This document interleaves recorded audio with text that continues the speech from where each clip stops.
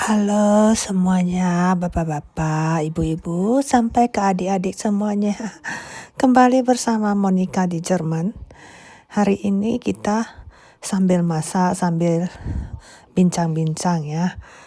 Jadi sebenarnya video masak-masak ini sudah saya rekam ya sebelum saya sakit.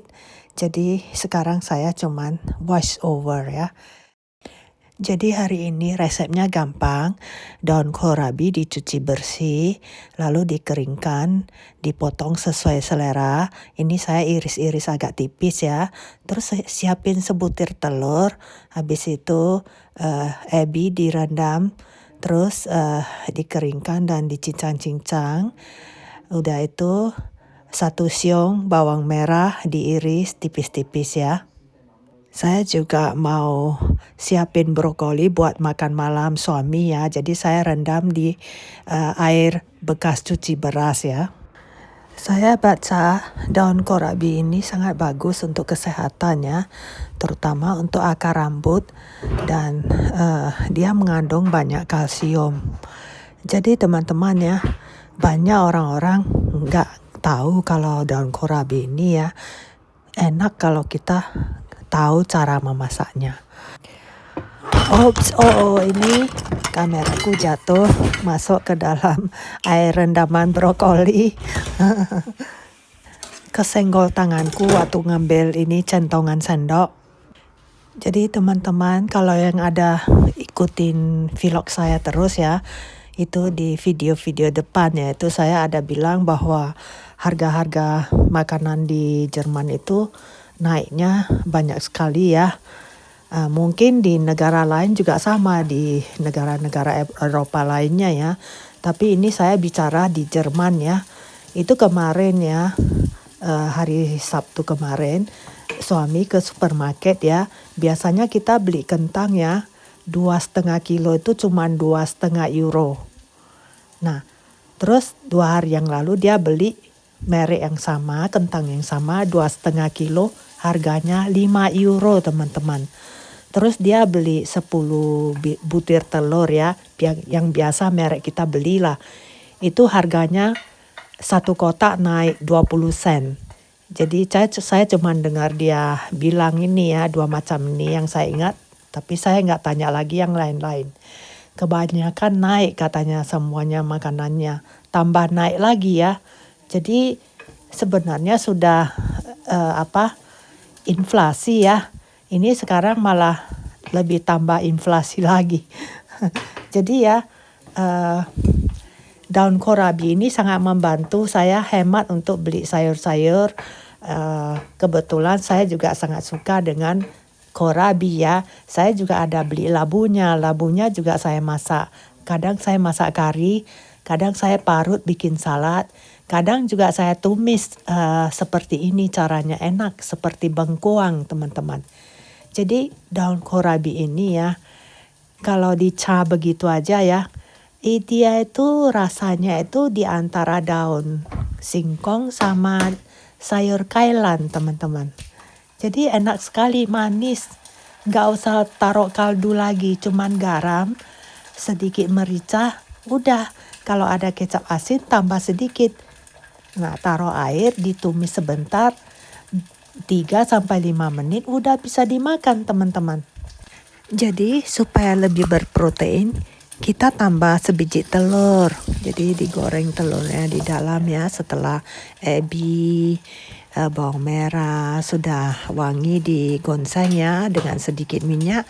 Kita ceplokin telur, habis itu baru masukin daun kohlrabi yang sudah kita potong-potong. Habis itu digonseng-gonseng, diaduk rata, tambahkan air sedikit ya. Nah, secukupnya lah supaya kita bisa melunakkan daunnya. Habis itu ditutup ya, pancinya ditutup, biarin dia ditumis ya 3-5 menit. Nah, habis itu sudah bisa diangkat. Dirasain pakai garam, merica, kecap asin sedikit, gitu aja. Kalau teman-teman mau pakai daging ayam, daging apa, terserah. Ini saya sih pakai ebi.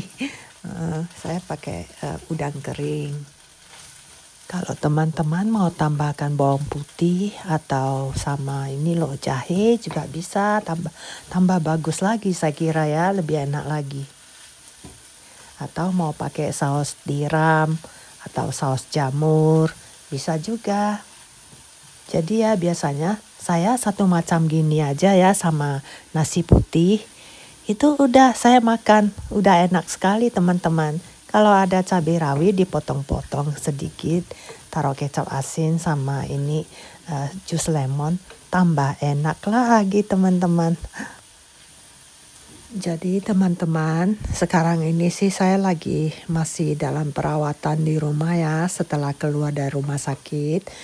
Jadi saya lebih banyak istirahat ya. Jalan boleh pelan-pelan. Saya suka ini sambil baca lah.